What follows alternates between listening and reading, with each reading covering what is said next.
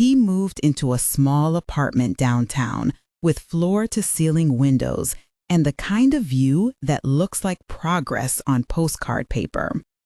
He told colleagues that the separation would be temporary, that they were taking time to find themselves. He told himself that he could be around when it mattered. Sometimes, the most dangerous lies are the ones you tell with a calendar. Rachel did not terminate the pregnancy. She kept the appointments alone, though Emily, her sister, sat in rooms with a protective watchfulness and brought casseroles on nights when the house felt heaviest. Rachel told Emily quietly that she had tried to protect Marcus's reputation at first, that she had moved through conversations with friends and family as if this were something to be handled delicately.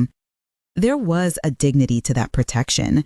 She did not want to humiliate him for the world to gossip over.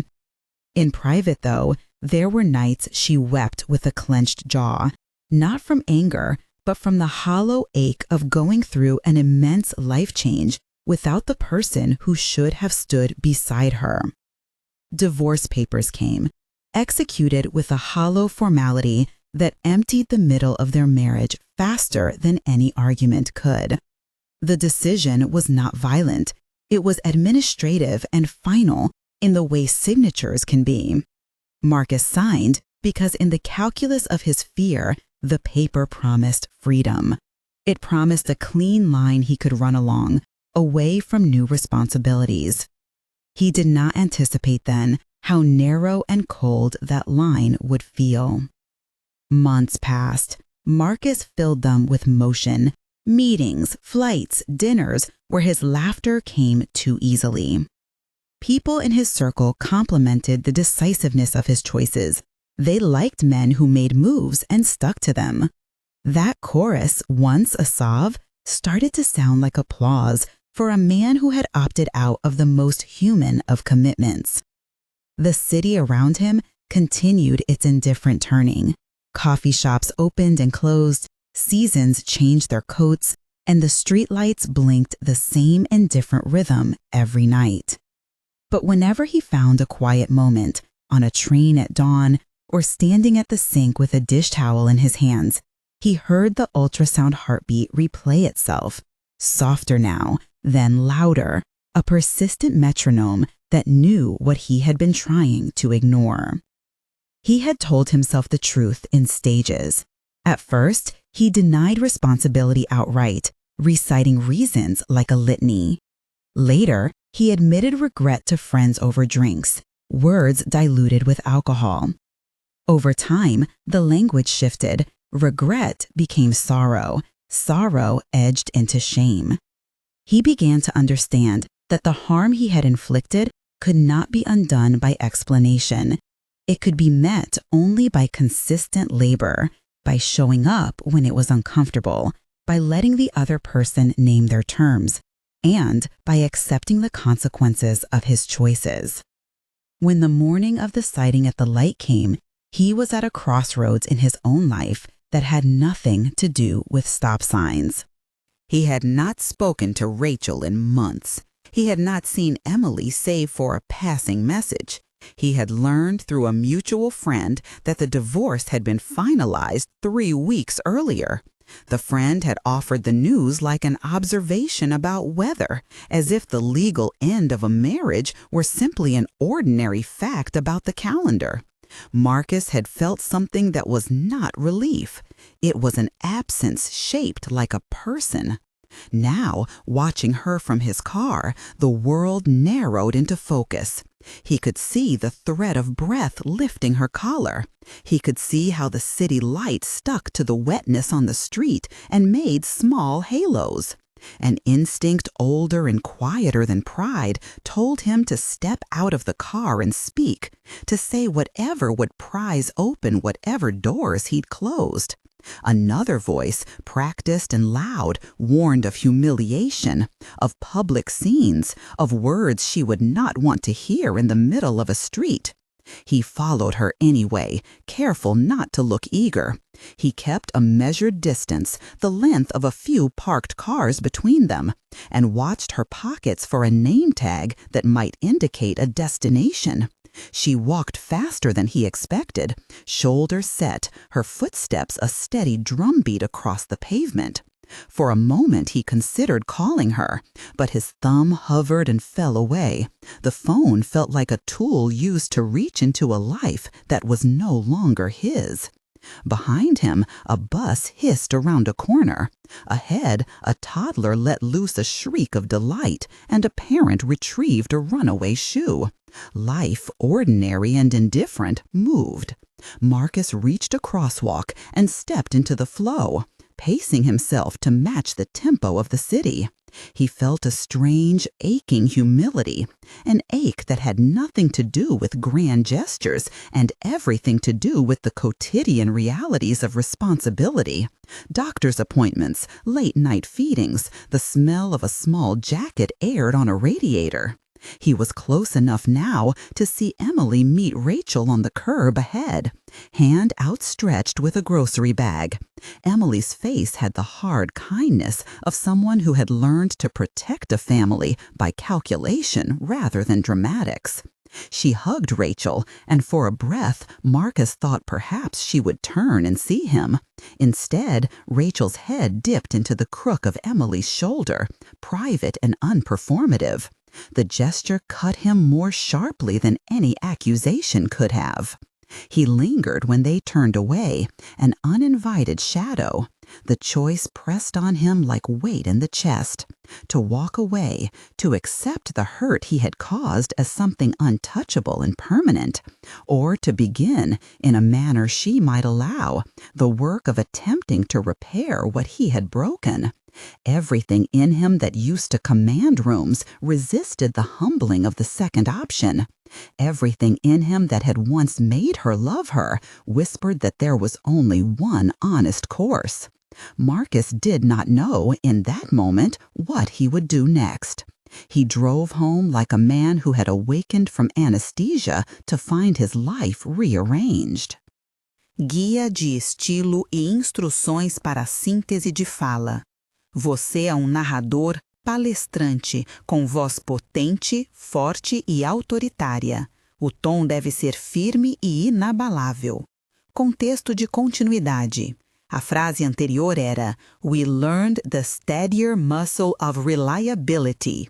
Você está no meio de uma frase-pensamento. Mantenha o ritmo e a força vocal, sem quebrar a conexão. Haja como se estivesse transmitindo uma verdade fundamental. The work was lateral and slow, attending classes on infant first aid because Rachel had said it mattered, learning the names of brands because she had them bookmarked, emailing the pediatrician's office to confirm coverage. When, one evening, Rachel's phone vibrated with a message from a clinic confirming an upcoming scan, he realized with a sharp clarity that his work would not be measured in grand reconciliations, but in how he oriented his days toward being consistently present in ways that respected Rachel's autonomy. He understood that repentance here meant more than apology. It meant rearranging a life around another's safety and dignity. Yet, even as he began the work, there were moments of raw grief and regret that no schedule could fix. He imagined the child, Emma, the name Rachel had whispered once in a dream that Marcus had never told anyone about, and wondered about the first time the child would ask about a father whose presence had been tentative. He feared being the kind of man who became a story of failure for his child, and the fear became a crucible. Either he would harden into yet another justification, or he would soften into long, steady effort. On the morning he finally left a message for Rachel, careful, short, offering to meet only if she wanted, his fingers shook more than they had at any pitch meeting. He did not demand forgiveness. He did not ask for reconciliation. He asked simply if she would allow him to be told when appointments were, so he could contribute where needed. The message felt small and enormous all at once. There was no immediate reply. There was instead the long work of waiting, a different kind of discipline, waiting without expectation, waiting without the entitlement of a man who had once believed he could buy absolution. Marcus spent that period learning how to make himself accountable to routines and promises, building a private ledger of commitments that could not be reversed with a defensible explanation. When she finally texted back, the words were measured. If you want to be in the baby's life, you'll have to earn Rachel's trust. Start by respecting her decisions. Keep your distance unless invited. Be consistent. The sentence hit him like a wind that rearranged his thoughts. This was not absolution. It was not even an opening. It was a requirement set by a woman protecting a life and herself. He read the message 6 times and then closed his phone. He sat with the silence longer than with the reply, trying to let the weight of the condition sink into him in a way that would change him. Conditions, he realized, were the sovereign language of boundaries, and he needed to stop translating them into loopholes. Each clause was less punishment than a plan for safety. That afternoon, he began to map a path, schedule visits to the clinic for paperwork, coordinate insurance coverage, and most importantly, show up to things he would not have chosen: support groups, parenting classes, meetings with case managers, because Rachel had asked for names and needed reliability, not speeches. He wrote down times and dates and honored them as if they were board meetings. At first, it felt performative. Then, slowly, an unfamiliar steadiness replaced the performative instinct. Responsibility, when practiced, had quiet dignity. And so he found himself the following week in the edge of a waiting room with a paperback novel and 2 hands that would not stop fidgeting. He had not been invited inside. He had not expected to be. He sat there anyway and listened to the muffled conversations, the soft beeping of the monitors, the tiny footfalls of a child somewhere else in the building. He watched Rachel's car pull into the lot from the window and felt both a fear and a resolve that would not be quieted. When she came out, she walked past with Emily a step behind, and their eyes met for a second that held 1,000 small verdicts. Marcus stepped forward before he could think better of it. He said the simplest thing he had learned to say: "I'm sorry." It was not theatrical. It was not a plea. It was an admission. Rachel did not flinch. She listened like someone measuring distance. She answered in the tone of a person who had been taught to measure safety first. "Actions, Marcus, not words." Those 2 words held him in a new way. They were not a condemnation so much as a compass. He nodded, and for the first time he felt the shape of the work he had to do. He would not be forgiven quickly. He might never be forgiven entirely. But the alternative, remaining a man who fled his obligations, was a life he could not bear. He left the parking lot that afternoon carrying something less like hope and more like a task: to become accountable in small, unglamorous increments, to face the embarrassment of being the person who showed up when it was hard, to accept that dignity for Rachel came with boundaries he could not cross without permission. 8 days later, he received a photograph from Emily. It was not of Rachel. It was a blurred shot of a small pair of knitted booties on a kitchen table, and the caption read, "We've set up a registry. Not asking, just telling." The message was not a request. It was a marker, a way for the world to record that preparation was already happening without him.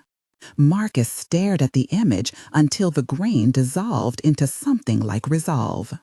He began to attend to details the way a woodworker attends to joinery: carefully, patiently, knowing that strength came from fit rather than flash. He arranged for a subscription to diapers, set up a fund to cover unexpected expenses, and started going to workshops on co-parenting that were awkward and humbling. The phrase no longer pricked him with shame alone. It steadied him.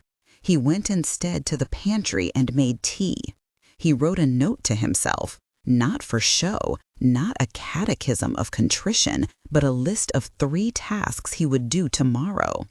The pregnancy advanced in ways that made the future insist on presence. Emily sent occasional photos, an ultrasound from an earlier appointment, grainy and miraculous, a snapshot of a scarf draped over a chair, as if to suggest what warmth might look like. Marcus learned the schedule of Rachel's clinic visits without intruding. He learned the hours when she would be in the building and when not.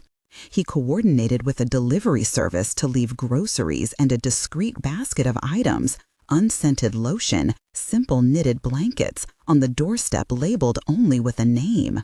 He left them early, before dawn, so that the gesture would be one of care and not spectacle. One afternoon he arrived at the clinic to find Emily standing by the railing, smoking, hair caught under a scarf. Rachel was with her inside. The afternoon light fell sideways, making charcoal of the city. Marcus's heart behaved like a living thing, sudden, loud, then pinched. He had rehearsed what he might say in those moments and had thrown most of the rehearsals away on the way to the door. When Emily looked up and saw him, she folded the cigarette into the ashtray and gave a single cautious nod. "You came," she said. There could have been surprise in the tone. There was also appraisal.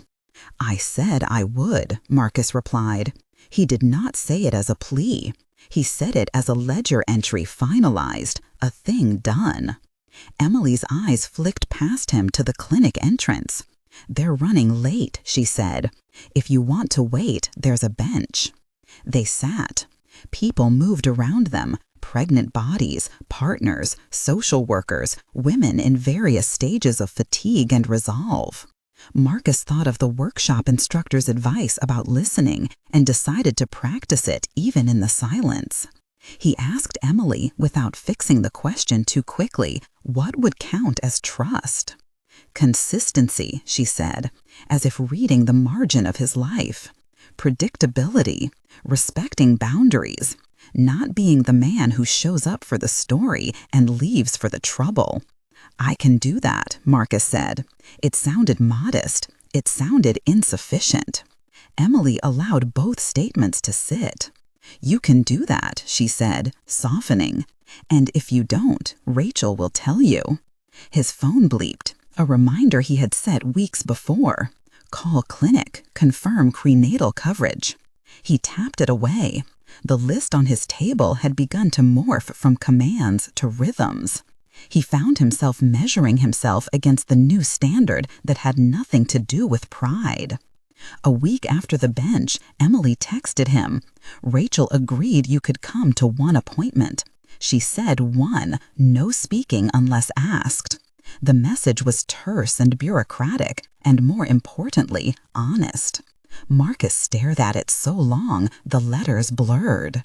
At work, his transformation was visible to those who had known the former Marcus. He was quieter in meetings, less eager to edge conversations toward his victory.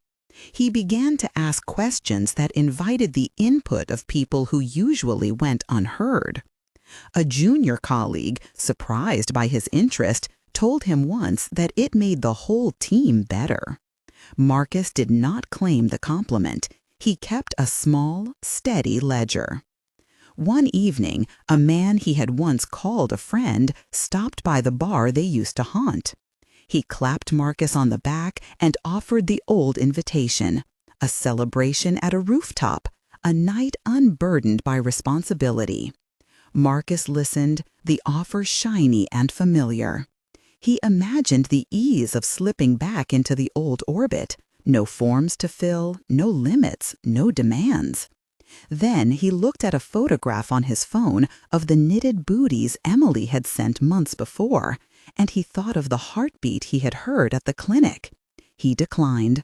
His friend laughed and left, leaving Marcus with a sense of both loss and newness. Change, Marcus found, was less a metamorphosis than an accretion. You layer one act upon another until there is new weight and new shape. He wrote to himself in the margins of his lists, "Patience is not waiting. It is showing up while the world stays the same." One late autumn morning, Emily called. Her tone was different, resigned, urgent, almost parent-like. "We need help this weekend," she said. "The car's out and the clinic called. There's an extra appointment for Rachel. It's shorter than usual, but she can't miss it. Can you drive us?" Marcus's chest thudded. He did not imagine heroism. He imagined doing an ordinary, necessary thing. "Yes," he said without hesitation. He picked them up at a little after 8. Rachel climbed into the passenger seat, careful as if seating a fragile cargo. She did not offer conversation. Marcus set the route and started the car. The morning had a brittle clarity. At a stoplight, Rachel exhaled and looked at him. "Thank you," she said. "You're welcome," he answered. The appointment was routine, quick, practical. The nurse made notes, Emily checked boxes, Rachel answered questions with the exactness of someone who had learned to steward her own needs. Afterwards, in the parking lot, a child somewhere laughed, and the sound slanted through the day like a promise. Marcus carried the small bag of prescriptions to the car and handed Rachel the paper bag without fanfare. She took it, fingers brushing his. The contact was quiet and electric. It was not forgiveness, but it was not rebuke either. It was an argument for the future. As they drove back through streets slick with recent rain, Marcus recognized that there would be no cinematic absolution. There would be these errands, these early mornings, these appointments. He would be allowed, if he earned it, to stand on the periphery sometimes and to be let in where it mattered sometimes. That knowledge shifted the horizon of his life. It made steady things of what had once been storms. When they dropped them off, Emily opened the car door and looked at Marcus with something like appraisal and the faintest hint of gratitude. "You kept your promises this week," she said. "I am trying," he replied. "Trying is different from pretending," she said. "Keep trying." He watched them walk toward the building and felt for the first time in a long while that being ordinary could be an honored task. The city moved around him in its indifferent choreography. Marcus sat behind the wheel until the engine cooled and wrote another line in his notebook. "Continue. Do the small things well."